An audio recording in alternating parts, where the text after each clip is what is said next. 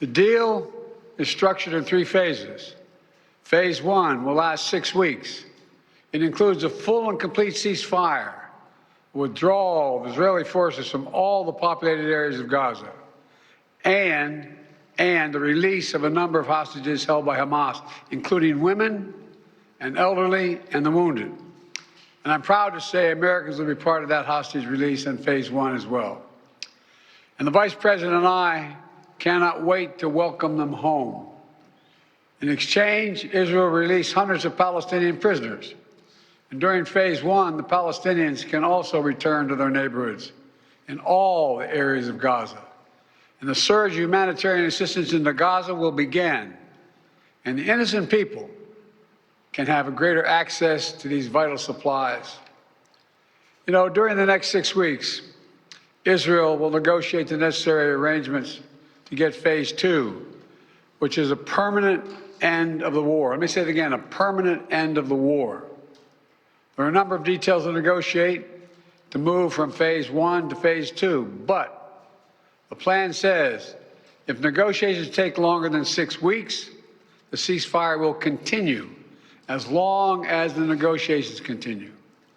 I've spoken to the Emir of Kuwait and the President of Egypt, and we have pledged to make sure the negotiations will keep moving forward for as long as it takes.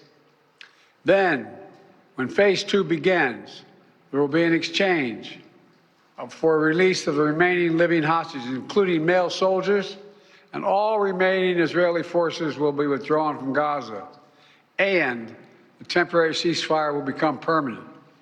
And finally, Phase 3, any final remains of hostages who have been killed will be returned to their families, and a major reconstruction plan for Gaza will begin. This is the ceasefire agreement I introduced last spring. Today, Hamas and Israel have agreed to that ceasefire agreement and the whole ending the war. You know, those of you who have followed the negotiations can attest, the road to this deal has not been easy. I've worked in foreign policy for decades. This is one of the toughest negotiations I've ever experienced. And we reached this point because of the pressure that Israel built on Hamas, backed by the United States.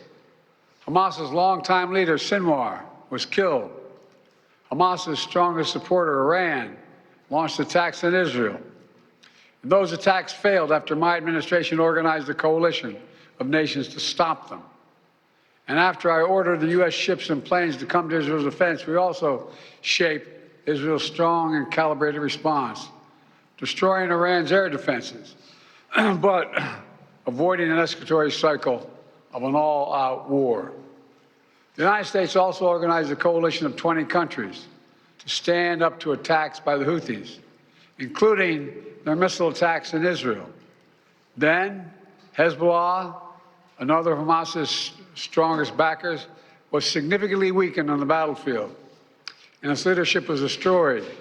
With our support, Israel negotiated a ceasefire with them, and after that, Lebanon finally elected a new president who's not beholden to Hezbollah, and he can begin a new chapter for the Lebanese people. All told, these developments in the region, which the United States helped to shape, changed the equation. And so now, the terror network that once protected and sustained Hamas is far weaker. Iran is weaker. Iran is weaker than it's been in decades. Hezbollah is badly degraded. And after more than 15 months of war, Hamas's senior leaders are dead. Thousands of Hamas fighters are dead. And the military formations have been destroyed. With nowhere to turn, Hamas finally agreed to releasing hostages. You know, there was no other way for this war to end than with a hostage deal. And I'm deeply satisfied this day has finally come, for the sake of the people of Israel and the families waiting in agony, and for the sake of the innocent people in Gaza who suffered unimaginable devastation because of the war. The Palestinian people have gone through hell. Too many innocent people have died. Too many communities have been destroyed. And this deal the people of Gaza can finally recover and rebuild. They can look to a future without Hamas in power. You know, the Bible says, blessed are the peacemakers. Many peacemakers helped make this deal happen, including an extraordinary team of American diplomats who have worked nonstop for months to get this done. Secretary Blinken led the effort. Secretary Jake Sullivan, National Security Advisor Jake Sullivan, Bill Burns, John Feiner, Brett McGurk, Amos Hochstein, and the Vice President worked relentlessly as we worked to deliver this deal. I'd also note this deal was developed and negotiated under my administration, but its terms will be implemented, for the most part, by the next administration. In these past few days, we've been speaking as one team. This has been a time of real turmoil in the Middle East. But as I prepare to leave office, our friends are strong, our enemies are weak, and there's a genuine opportunities for a new future. In Lebanon, there's an opportunity for a future, free from the grip of Hezbollah. In Syria, a future free from the tyranny of Assad. And for the Palestinian people, a credible pathway to a state of their own. And for the region, a future of normalization, integration of Israel and all its Arab neighbors, including Saudi Arabia. At the G20 in Delhi in September 23, I rallied key countries behind a vision of an economic corridor from India across the Middle East to Europe. That vision can now become a reality. There are risks as well, including ISIS and Iran, even in a badly weakened state. But we're handing off them to the next team a real opportunity for a better future for the Middle East. I hope they will take it. Let me close with this. My friend for years in the United States Senate, former Senator George Mitchell, who did so much to forge peace in Northern Ireland, once said about diplomacy, he said, it is 700 days of failure and 1 day of success. 700 days of failure and 1 day of success. Well, we've had many difficult days since Hamas began its terrible war. We've encountered roadblocks and setbacks. We've not given up. And now, after more than 400 days of struggle, a day of success has arrived. God bless all the hostages and their families. May God protect the troops of all those who work for peace. Mr. President, how do you see the future of Gaza now? As you were saying, the implementation of this deal will be in the hands of the next administration. And basically, they will shape the future of Gaza. So how do you see this future? And also, how much credit do you give to the Trump team for this deal? Trump is already taking credit for it. Well, you know, this is the exact framework of the deal I proposed back in May. Exact. And we got the world to endorse it. Secondly, it's America's support for Israel that helped them badly weaken Hamas and its backers and create the conditions for this deal. And thirdly, I knew this deal would have to be implemented by the next team.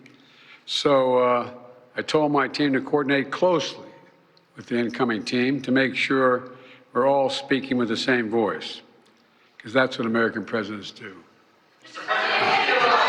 Thank you. In the, how many Americans will be released when the hostages are being released? All the exact detail of how many people are being held, how many bodies will be returned and less, will all be forthcoming. All of it, all of it. Thank you. This deal will hold. I'm confident. Thank you. Folks, credit for this, Mr. President, you or Trump? Is that a joke? Oh, thank you. There you have it, President Biden at the White House with an extraordinary announcement today, just minutes after the Qataris announced that this ceasefire was in place after negotiations with Qatar, Egypt, and the United States that lasted more than several months. And of course, this conflict more than a year that families around the world in Israel and right here in the United States have been waiting to try to get their loved ones back. President Biden announcing moments ago that this was the framework, he said in his words, that he announced before the world last spring with global support, he said, for that, including support from the Israelis at the time. According to President Biden, he said that is the exact framework of what's been agreed to, though it has now been agreed to in these final days of the Biden presidency, just days before the inauguration of President-elect Donald Trump. The president-elect taking credit as well just a short time ago, saying that his Mideast envoy also part of this, the Biden administration acknowledging that. President Biden saying that is what presidents do. An outgoing president and an incoming president, they must speak with one voice, particularly when it comes to a global issue like this one. I do want to read to you a statement. This comes from the families of American hostages in Gaza, a statement joint out from those families saying, we are deeply grateful that there is finally an agreement between Israel and Hamas to bring our loved ones home. We have been waiting for 467 days while our family members suffer from life-threatening injuries, abuse, torture, and sexual violence. We thank President Biden, President-elect Trump, and their teams for their constructive efforts to make this possible. You heard the reporter there ask how many Americans will be released. President Biden saying those numbers will be reported out in due time. It's believed this first phase of the deal, according to the president moments ago, will be 42 days, 6 weeks long.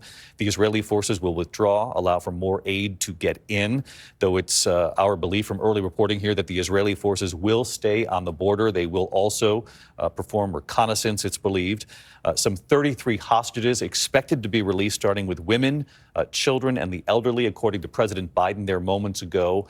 And from our reporting, it's believed it's possible up to 2 Americans could be among the early wave of hostages released. We also know a number of Palestinian prisoners will also be released as well. I want to bring in Mary Bruce. She's live outside the White House. Mary, we talked to you just beforehand. And again, President Biden making it clear that he was the architect of this last spring. Though he knows the reality here, it took many months to get this through, and it comes just days before he leaves the White House.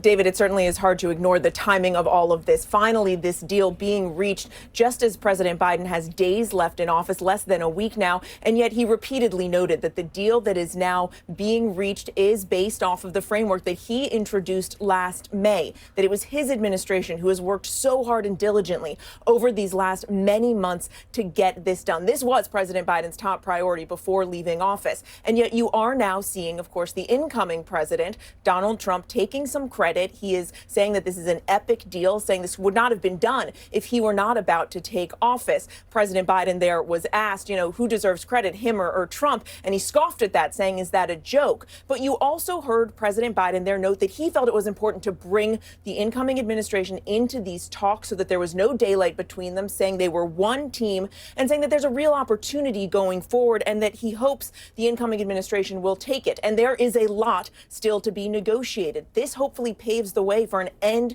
to this war. That is not going to be easy and something that the incoming administration now has to tackle going forward, David. Certainly won't be easy. Steve Witkoff, of course, the envoy that had been sent there on behalf of President-elect Donald Trump to join the Biden team.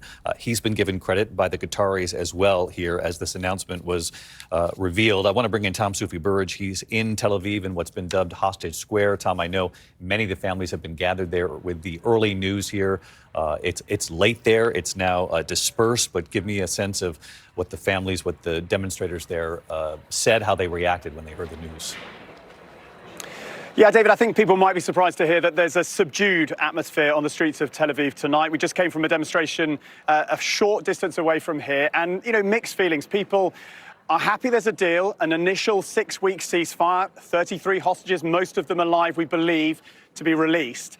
But they are worried that that 6-week initial ceasefire won't turn into phases 2 and 3 of this deal and the release of all of the hostages. I mean, this is an art installation, David, in the heart of Hostage Square. It's a tunnel which they've constructed to, represent the fact that those hostages have mainly been held, we believe, underground in tunnels right across the Gaza Strip. You can see the faces of Israeli hostages just plastered all over this.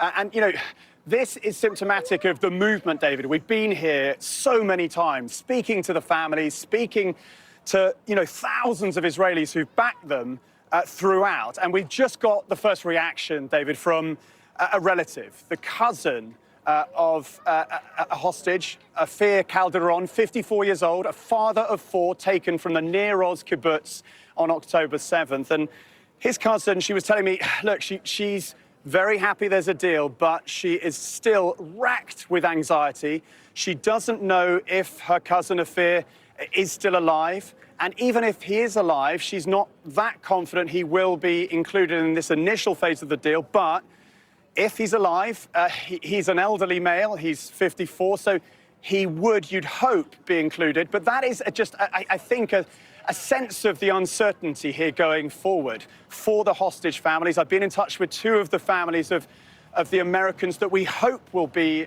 released. Keith Siegel, in his 60s. I've spoken to his brother. I've spoken to his wife, Aviva, who has been a hostage herself in Gaza in the early phases of the war, and they'll be on tenterhooks. I've also spoken to, on text, Jonathan Dechelchen, Sagi Dechelchen, in his 30s, a father of young children who is in Gaza. And again, US officials are hoping those 2 individuals will, and we really pray for them and their families right now, that they will be involved in this deal and they can get out in that initial phase. But that is why people on the streets of Israel tonight, you can hear some children walking through this art installation in the heart of Hostage Square, are still racked with anxiety, fearful about what the future will mean and whether this initial deal, the initial 6-week ceasefire, will mean a longer end to the war and all of the hostages going home to their loved ones. David. Really just extraordinary reporting from you, Tom, and our entire team.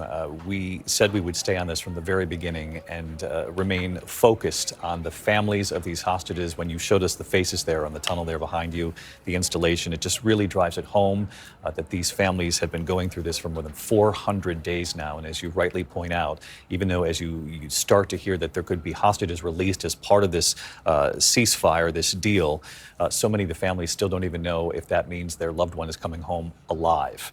And that is chilling to be reminded of, and it's important that we stay focused on the families here because they are the ones who have been affected so greatly by all of this.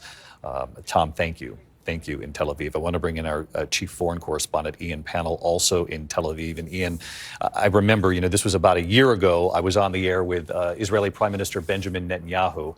And, among the tough questions we had for him at the time was what happens when the war is over?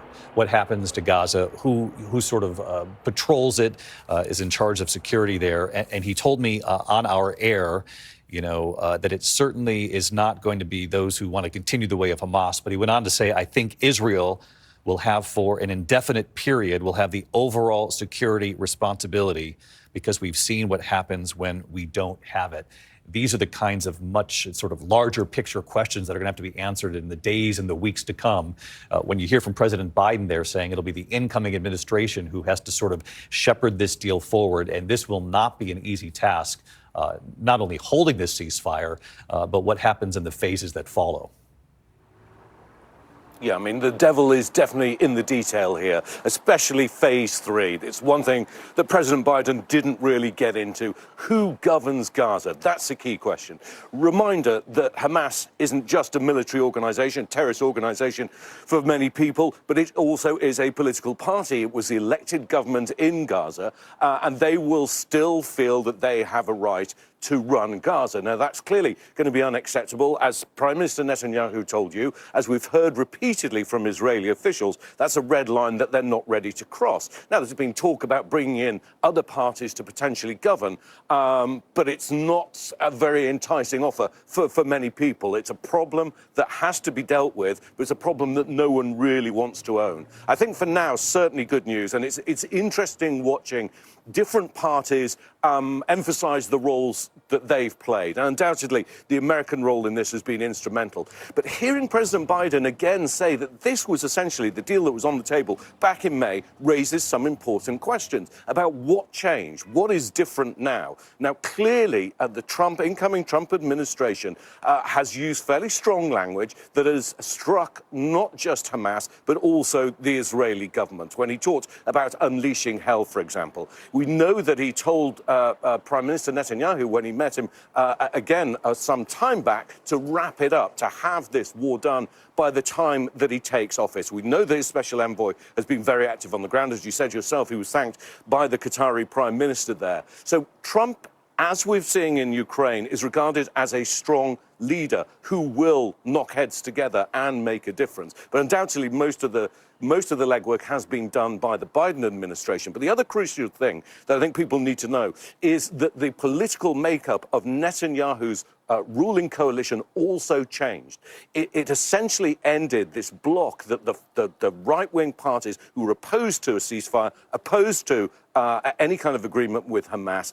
It removed their ability to be able to block an agreement. A new party came into this coalition. It wasn't very many MKs, members of parliament, members of the Knesset, but it was enough to change that to make a deal possible. So we're going to have to see what the details are for phase 3. But as you rightly say, that's going to be the toughest part of this. David? Our chief foreign correspondent, Ian Pannell, who's been in the region for so much of this war, covering it day in and day out for us. Ian, thank you. I want to bring in Martha Raddatz, our chief global affairs correspondent. Martha, you know, we're all students of history here. We were just on the air last week with the passing and the service for former President Jimmy Carter.